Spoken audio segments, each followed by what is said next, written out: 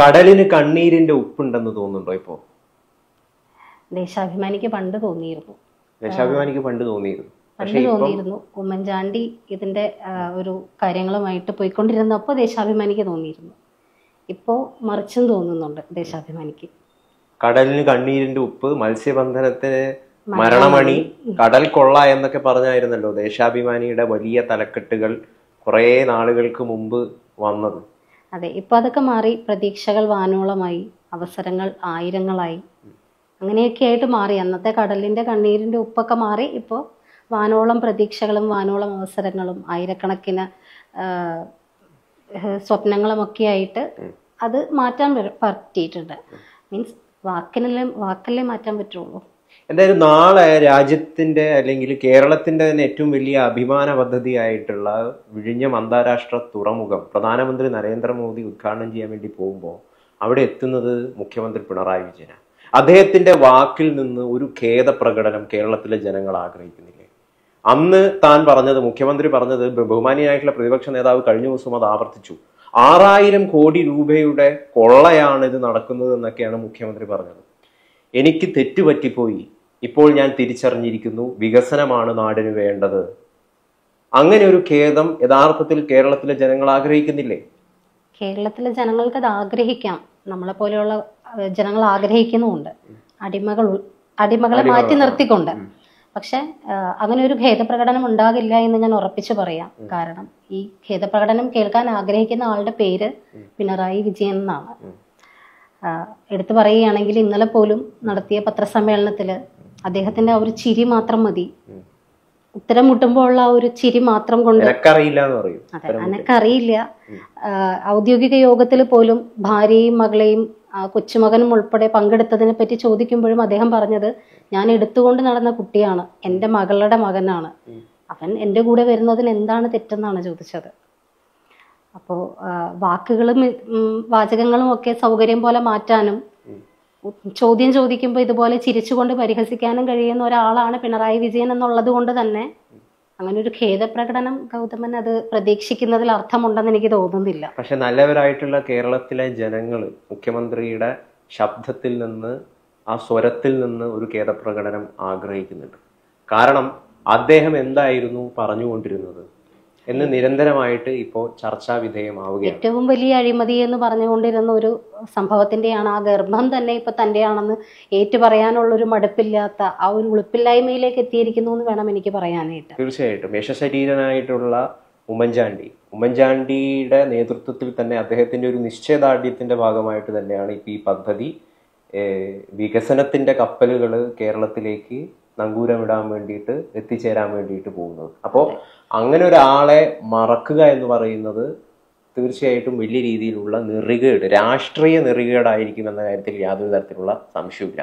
നമുക്കറിയാം എങ്ങനെയാണ് പ്രതിപക്ഷ നേതാവ് വി.ഡി. സതീശനെ ഇപ്പോൾ അപമാനിക്കാൻ വേണ്ടിയിട്ട് ഇവർ ശ്രമിച്ചുകൊണ്ടിരിക്കുന്നത്. അതായത് ഇദ്ദേഹത്തിന് കൃത്യമായ രീതിയിലുള്ള ഒരു ക്ഷണക്കത്ത് പോലും ഒരു പ്രതിപക്ഷ ബഹുമാനം നിലനിർത്താതെയാണ് നൽകുകയൊക്കെ ചെയ്തിട്ടുണ്ടായി. അതായത് തിങ്കളാഴ്ചത്തെ ഡേറ്റിൽ ചൊവ്വാഴ്ചയൊക്കെയാണ് ഈ ക്ഷണക്കത്ത് പോലും, ഇവിടത്തേക്കുള്ള ക്ഷണക്കത്ത് പോലും നൽകിയത്. അപ്പൊ ഇത്തരത്തില് പ്രതിപക്ഷത്തെ അപമാനിക്കുക, താനാണ് കേരളത്തിന്റെ ചക്രവർത്തി, തന്റെ ഒരു രീതിയിൽ മാത്രമേ കാര്യങ്ങൾ പോകൂ എന്ന് പറയുന്ന ഒരു ദുശ്ശാഠ്യം നമ്മുടെ ബഹുമാന്യമായിട്ടുള്ള മുഖ്യമന്ത്രിക്ക് ഉണ്ട് എന്നുള്ളത് ഈ കാര്യത്തിലൂടെയൊക്കെ നമുക്ക് വ്യക്തമാകുന്ന ഒരു കാര്യമാണ്. എങ്ങനെയായിരുന്നു നമ്മുടെ മുഖ്യമന്ത്രിയായിരുന്ന ഉമ്മൻചാണ്ടിയെ ഇവര് ആക്രമിക്കാൻ വേണ്ടി ശ്രമിച്ചത്? അതും ഇവിടെ ചർച്ചയാവേണ്ട ഒരു പ്രധാനപ്പെട്ട വിഷയമല്ലേ? കാരണം ഉമ്മൻചാണ്ടിയെ കൊല്ലാൻ വരെ ഇവര് തീരുമാനിച്ചിട്ടുണ്ടായിരുന്നു. വധശ്രമം വരെ, ഉമ്മൻചാണ്ടിക്ക് നേരെ വധശ്രമം വരെ ഉണ്ടായി കണ്ണൂരിൽ 2013. വടിവാൾ ഉപയോഗിച്ചിട്ടും മറ്റ് ഉപകരണങ്ങൾ ഉപയോഗിച്ചിട്ടും അദ്ദേഹത്തെ കൊല്ലാൻ ശ്രമിച്ചു എന്നാണ് FIR-ലുള്ളത്. അങ്ങനെ ഒരാളെ കൊല്ലാൻ ശ്രമിച്ച ഒരു നേതൃത്വമാണ് ഇന്നിപ്പോ ഇതിന്റെ എല്ലാ ക്രെഡിറ്റും ഞങ്ങളുടേതാണ്, വിഴിഞ്ഞം കൊണ്ടുവന്നത് മുഴുവൻ ഞങ്ങളുടേതാണ്. ഇപ്പൊ ഇന്നത്തെ പത്രങ്ങൾ നമ്മൾ എടുത്തു നോക്കിയാൽ മതി, മാതൃഭൂമി ആയിക്കോട്ടെ, അല്ലെങ്കിൽ ഇംഗ്ലീഷ് പത്രം ഹിന്ദു ആയിക്കോട്ടെ, ഏത് പത്രവും ആയിക്കോട്ടെ, അതിന്റെ എല്ലാം ഫ്രണ്ട് പേജിൽ മുഖ്യമന്ത്രിയാണുള്ളത്. മുഖ്യമന്ത്രിയും നമ്മുടെ പ്രധാനമന്ത്രിയും. അപ്പൊ എന്താണ് ജനങ്ങൾ എന്താണ് പാവപ്പെട്ടവരായിട്ടുള്ള ജനങ്ങൾ ഇതൊന്നും എല്ലാ കാര്യങ്ങളും അവർക്ക് കൃത്യമായിട്ട് മനസ്സിലാക്കണമെന്നില്ല, അവർ തെറ്റിദ്ധരിക്കും. ആ തെറ്റിദ്ധാരണയുടെ പുറത്ത് തന്നെയാണ് ഇവർ വീണ്ടും അധികാരത്തിലേറിയിരിക്കുന്നത്. വീണ്ടും അതായത് കള്ളക്കഥകൾ പ്രചരിപ്പിച്ചിട്ടാണ് വീണ്ടും ആ കള്ളക്കഥയുടെ ഒരു അടിത്തറയിലാണ് പിണറായി വിജയൻ സർക്കാരിന്റെ രണ്ടാം ഭരണം ഉണ്ടായത് എന്നുള്ള വ്യാഖ്യാനങ്ങളും എന്നുള്ള സത്യവും ഇപ്പം ജനങ്ങൾക്ക് ബോധ്യമാവുന്നുണ്ട്. ഈ രണ്ടാം ഭരണത്തിലേക്ക് വന്നത് കള്ളക്കഥയുടെ അടിസ്ഥാനത്തിലാണ് എന്നുണ്ടെങ്കിൽ ഒന്നാം ഭരണം പിടിച്ചെടുത്തത് നമ്മൾ പെണ്ണുരുമ്പിട്ടാൽ ബ്രഹ്മനും തടുക്കില്ല എന്ന് പറയും. അതുപോലെ പെണ്ണിനെ ആയുധമാക്കി കളിക്കുന്ന കുറെ രാഷ്ട്രീയ തന്ത്രങ്ങളുണ്ടല്ലോ നമുക്കിപ്പോൾ. അതുപോലെ പെണ്ണ് എന്ന് പറയുന്നതിനെ ആയുധമാക്കിക്കൊണ്ട് വൃത്തികെട്ട കളി കളിച്ചാണ് ഒന്നാം പിണറായി സർക്കാർ അധികാരം പിടിച്ചത് എന്നുള്ളത് ഇവിടെ കേരളത്തിലെ ഓരോ കുഞ്ഞിനും അറിയാവുന്ന കാര്യമാണ്. ഈ പറയുന്ന നമ്മുടെ ശരീരനായ ഉമ്മൻചാണ്ടി സാറിനെ സരിത എന്ന് പറയുന്ന ഒരു സോളാർ വിവാദ നായികയെ കൊണ്ടുവന്ന് അവരെ കൊണ്ട് കേട്ടാൽ പോലും അറപ്പ് തോന്നുന്ന രീതിയിലുള്ള കഥകൾ പടച്ചു വിട്ടുകൊണ്ട് അവരെ മുൻനിർത്തിക്കൊണ്ട് അങ്ങനെ പിടിച്ചെടുത്തൊരു ഭരണം എന്ന് തന്നെ പറയണം ഒന്നാം പിണറായി സർക്കാരിൻ്റെ. പിന്നെ രണ്ടാം പിണറായി സർക്കാർ ഭരണത്തിൽ വരുമ്പോൾ അതും ഇതുപോലെ അവസാന സമയത്ത് ഉണ്ടായിരുന്നൊരു ജനങ്ങളെ വിഡ്ഢികളാക്കുന്നു എന്ന് പറയുമ്പോൾ നമ്മൾ എന്തിനാണ് വിഡ്ഢികളാകാൻ നിന്ന് കൊടുക്കുന്ന ജനങ്ങളും ഒരേപോലെ തന്നെ കുറ്റക്കാരാണ്. എൻ്റെ അഭിപ്രായത്തിൽ ഞാൻ വിഡ്ഢിയാവണം എന്നുണ്ടെങ്കിൽ ഗൗതമൻ എന്നെ വിഡ്ഢിയാക്കുമ്പോൾ ഞാൻ വിഡ്ഢിയാകാൻ നിൽക്കുന്ന ഞാനും അതുപോലെ തന്നെ കുറ്റക്കാരിയാണ്. അപ്പോൾ നമ്മൾ പിണറായി സർക്കാരിൻ്റെ ആദ്യത്തെ ഒരു ഒന്നാം ഭരണം വന്ന സമയത്ത് കുറെ ബ്ലാക്ക് മാജിക്കുകളാണ് കാണിച്ചതെന്ന് എനിക്ക് തോന്നുന്നു. അവസാന സമയത്ത് എന്തൊക്കെയോ ഇതുപോലെ എറിഞ്ഞു കൊടുത്ത കുറെ എലിൻ കഷ്ണങ്ങൾ നോക്കി നമ്മൾ വീണ്ടും ഭരണം എടുത്ത് കയ്യിൽ കൊടുത്തു. നമ്മളെന്ന് ഞാൻ പറയുന്നില്ല, ആരൊക്കെയാണോ കൊടുത്തവർ കൊടുത്തു. പക്ഷെ ആ രണ്ടാം പിണറായി ഭരണത്തിലും ഈ ഒരു അവസാന വർഷത്തിലേക്ക് കടക്കുമ്പോൾ ഏകദേശം ആൾക്കാർക്ക് മനസ്സിലായിട്ടുണ്ട് ഇനിയും മൂന്നാം തവണ വരുമെന്ന് അവരിപ്പോഴും വാദിച്ചുകൊണ്ടിരിക്കുന്നു. പക്ഷെ ഇനിയും മൂന്നാം തവണ കൂടി വന്നു കഴിഞ്ഞാൽ അറിയാം നമുക്ക് CPM എന്ന് പറയുന്ന പാർട്ടി ഈ എന്താ പറയുന്ന ഇന്നീ ലോകത്തെങ്ങും വിളങ്ങിയിടുമോ അങ്ങനെ എന്തോ ഒരു തിരുവാതിരപ്പാട്ടൊക്കെ ഉണ്ടല്ലോ, ലോകമെങ്ങും വാഴ്ന്നിടും കാരണഭൂതൻ. അതെ, ഇനി ലോകം മുഴുവൻ പാട്ടുകളൊന്നും നമുക്ക് ഓർത്തു വെക്കാനുള്ള സമയമില്ല. അല്ല, അതൊരു ട്രോളില് ഞാൻ കണ്ടു കഴിഞ്ഞ ദിവസം. ഈ കലിമ ചൊല്ലടാന്ന് പറയുമ്പോൾ കലിമയ്ക്ക് പകരം ഇതങ്ങ് ചൊല്ലിയാ ചിലപ്പോ വിട്ടേക്കും എന്നുള്ള രീതിയിൽ കുറെ ട്രോളുകളും കാര്യങ്ങളും ഒക്കെ. മീൻസ് ആ ഒരു തിരുവാതിരപ്പാട്ട് കൊണ്ട് അവിടെ മുതൽ ഇവിടം വരെ നമുക്ക് ചിരിക്കാനുള്ള കാര്യങ്ങളല്ലാണ്ട് ഒന്നും ഉണ്ടായിട്ടില്ല. എന്തായാലും ഇവിടെ നമ്മുടെ ഉമ്മൻചാണ്ടി സാറിനെ തേജോവധം ചെയ്ത കാര്യം പറയുമ്പോൾ ആദ്യം മുതൽ തന്നെ ഒന്നാം പിണറായി ഭരണം പിടിച്ചതും രണ്ടാം പിണറായി ഭരണം പിടിച്ചതും ഒക്കെ ഇതുപോലെ വൃത്തികെട്ട കളികളുടെയും കൃത്യമായ ചതി തന്ത്രങ്ങളുടെയൊക്കെ ഭാഗമായിട്ട് തന്നെയാണ്. പിന്നെ ഈ വിഴിഞ്ഞത്തിന്റെ ഒരു പിതൃത്വം ഏറ്റെടുക്കാനുള്ള ഇപ്പോഴത്തെ ഒരു ആവേശം കാണുമ്പോൾ ഇത് ഇവർക്ക് പുതുമയാണെന്നൊന്നും എനിക്ക് തോന്നിയിട്ടില്ല. നമ്മളുടെ പഴയ കേന്ദ്ര സർക്കാരിന്റെ പല റോഡുകളുടെയും ഫ്ലെക്സുകളിൽ വരുന്നത് മുഹമ്മദ് റിയാസിന്റെ ഫോട്ടോയാണ്. അപ്പോൾ ആരാന്റെ കുഞ്ഞിന്റെ പിതൃത്വം ഏറ്റെടുക്കുന്നത് ഭയങ്കര ക്രെഡിറ്റ് ആയിട്ട് കരുതുന്ന ടീംസിനോട് ഇതിനപ്പുറം നമ്മളൊന്നും പറഞ്ഞിട്ട് കാര്യമില്ല. പക്ഷെ വിഴിഞ്ഞത്തിൻ്റെത് എനിക്കറിയാവുന്നിടത്തോളം SRCP ആണ് ആദ്യം ഇത് എന്തായാലും സ്വാതന്ത്ര്യത്തിന് മുമ്പ് തന്നെ തിരുവിതാംകൂർ രാജഭരണത്തിന്റെ ഒരു സ്വപ്നം അവര് മുമ്പോട്ട് വെച്ചൊരു ആശയമാണ് യഥാർത്ഥത്തിൽ ഈ വിഴിഞ്ഞം എന്ന് പറയുന്നത്. പിന്നീട് 90കൾ മുതലാണ് കൃത്യമായിട്ട് ഈ ഒരു പദ്ധതി നടപ്പിലാക്കണമെന്നൊരു ആസൂത്രണം പല സർക്കാരുകളുടെ ഭാഗത്ത് നിന്ന് നടന്നുകൊണ്ടിരിക്കുന്നത്.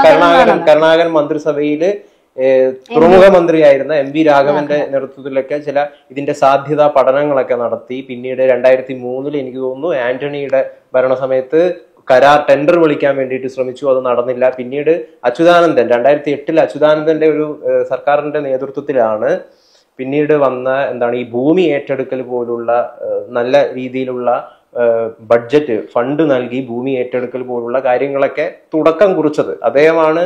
ഇപ്പൊ ഈ കമ്പനി പോലും വിഴിഞ്ഞം ആ പോർട്ട് കമ്പനി പോലും തുടങ്ങിയത് അദ്ദേഹത്തിന്റെ ആ സർക്കാരിന്റെ കാലത്താണ്. അങ്ങനെ യഥാർത്ഥത്തിൽ പിന്നീട് 2015 ഉമ്മൻചാണ്ടിയുടെ ഒരു പ്രധാന പങ്ക് എന്ന് പറയുന്നത് വലിയ രീതിയിൽ ഇത് മുമ്പോട്ട് പോകാത്ത, അതായത് ഈ വിഴിഞ്ഞം ഏറ്റെടുക്കാൻ വേണ്ടിയിട്ട് ആരും വരാത്തൊരു സാഹചര്യത്തിൽ അദാനിയെ കൊണ്ടുവരാൻ വേണ്ടിയിട്ട് അദ്ദേഹം ഒരു വല്ലാത്തൊരു പങ്ക് ഉമ്മൻചാണ്ടിയുടെ ഭാഗത്ത് നിന്നുണ്ടായിരുന്നു. അതാണ് കഴിഞ്ഞ ദിവസം KV തോമസ് ഒക്കെ രേഖപ്പെടുത്തുകയൊക്കെ ഉണ്ടായത്. ഈ KV തോമസിന്റെ കാര്യം പറയുമ്പോൾ നമ്മുടെ EP ജയരാജൻ ആ ഒരു സമയത്ത്, അതായത് ഉമ്മൻചാണ്ടി വിഴിഞ്ഞത്തിന്റെ ആ ഒരു സംഭവങ്ങളൊക്കെ നടക്കുന്ന ഒരു കാലഘട്ടത്തിൽ EP ജയരാജന്റെ ഒരു പ്രസ്താവന ഇറങ്ങിയിരുന്നു. കൃത്യമായിട്ടും പരാതിയായിട്ട് തന്നെ മുകളിലേക്ക് പോയൊരു പരാതിയിൽ എഴുതിയിരിക്കുന്നത് ഇങ്ങനെയാണ്: KV തോമസിന്റെ സ്വവസതിയിൽ വെച്ചിട്ട് പിന്നെ ഉമ്മൻചാണ്ടി മുഖ്യമന്ത്രിയും ഗൗതം അദാനിയും തമ്മിൽ ചർച്ച നടത്തി ഇതിനെ ഔദ്യോഗിക രേഖയാക്കി മാറ്റിയിരിക്കുകയാണ്. സ്വന്തം വസതിയിൽ വെച്ചിട്ട് ഒരു മുഖ്യമന്ത്രിയുടെ അല്ലെങ്കിൽ ഒരു MP യുടെ വസതിയിൽ വെച്ചിട്ട് നടക്കുന്ന ഒരു ചർച്ചയെ എങ്ങനെയാണ് ഔദ്യോഗികമായിട്ട് കാണാൻ പറ്റുക, എങ്ങനെയാണ് കുടുംബത്തിലേക്ക് ഇതിനെ ഒരു കുടുംബകാര്യമായിട്ട് മാറ്റാൻ പറ്റുന്നത്, എങ്ങനെയാണ് കുടുംബത്തിനെ ഇതിനെ ഇൻവോൾവ് ചെയ്യിക്കേണ്ട കാര്യം എന്താണ് ഇരിക്കുന്നത്. കെ വി തോമസിന്റെ വസതിയിൽ വെച്ചിട്ടല്ലല്ലോ ചെയ്യേണ്ടത്. അതുകൊണ്ട് തന്നെ ഇതൊരു അഴിമതിയാണ് എന്ന് അടിവരയിട്ട് പറഞ്ഞുകൊണ്ട് ഇ പി ജയരാജൻ സഖാവ് എഴുതിയ ഒരു കത്തുണ്ട്. ഇപ്പോഴും അത് രേഖകളിൽ ഉള്ളതാണ്. അപ്പോൾ കെ വി തോമസിന്റെ വസതിയിൽ വെച്ച് നടത്തിയത് പോലും ഇത്രയും വലിയ പാതകമായി പറഞ്ഞുകൊണ്ട് വിഴിഞ്ഞത്തിന് ഏറ്റവും വലിയ അഴിമതി എന്ന് പറഞ്ഞ് ഉമ്മൻചാണ്ടിയെ തേജോവധം ചെയ്ത ആളുകളാണ്.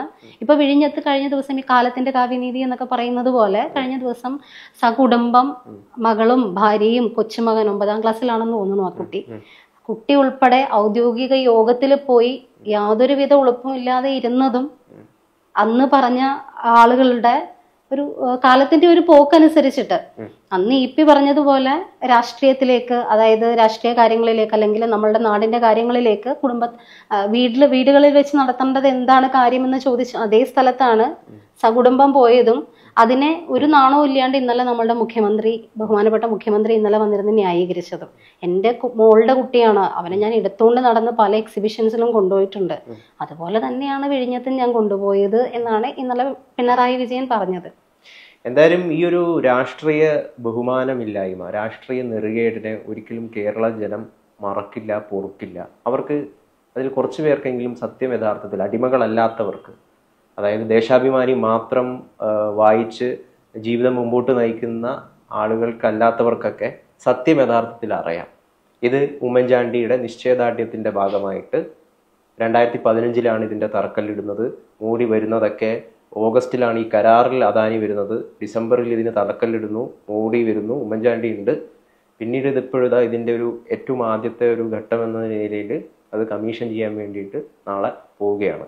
അപ്പോൾ പല രീതിയിലുള്ള പ്രതിസന്ധികൾ ഉണ്ടായിട്ടുണ്ടെങ്കിലും ഓഖി അതുപോലുള്ള മറ്റ് പല പ്രതിസന്ധികളും, അതായത് ഈ നിർമ്മാണ സാധനങ്ങൾ ലഭിക്കാത്ത പ്രതിസന്ധികൾ ഉണ്ടായിരുന്നു. വലിയ രീതിയിൽ ഇതിനെ തടയണമെന്ന് ആവശ്യപ്പെട്ടുകൊണ്ടുള്ള സമരങ്ങൾ ഉണ്ടായിരുന്നു.